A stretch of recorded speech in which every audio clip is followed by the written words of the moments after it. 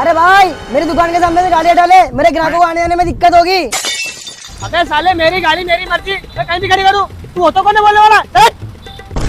रामू सब्जी वाले से होशियारी, रुक बेटा तुझे अभी बताता हूँ। छोटू इधर आ।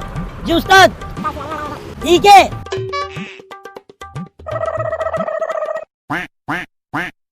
अबे साला ये गाड़ी में क्या हो गया यार? अरे भाई यहाँ कहीं आसपास कोई गैरेज है क्या? अरे भाई यहाँ आसपास क्या, दूर दूर तक कोई गैरेज नहीं है। अच्छा भाई साहब मैंने सब्जी के साथ साथ गैरेज का भी काम सीख रखा है, आपको तो आपकी गाड़ी स्टार्ट कर दूं? हाँ भाई कर दो यार, आपकी बहुत मेहरबानी होगी। पर भाई 5000 रूपए लगेंगे। क्या 5000 रूपए? सोच ले भाई, दूर दूर तक कोई गैरेज नहीं है। ठीक है भाई कर दो स्टार्ट। लो भी हट जाओ। सब गोलमाल है, हर सीधे ये देखो भैया हो गई स्टार्ट। वाह यार भाई साहब आपका बहुत बहुत धन्यवाद। ये लो आपके पैसे। ठीक है। वाह यार आज तो जुगाड़ हो गया, चलो।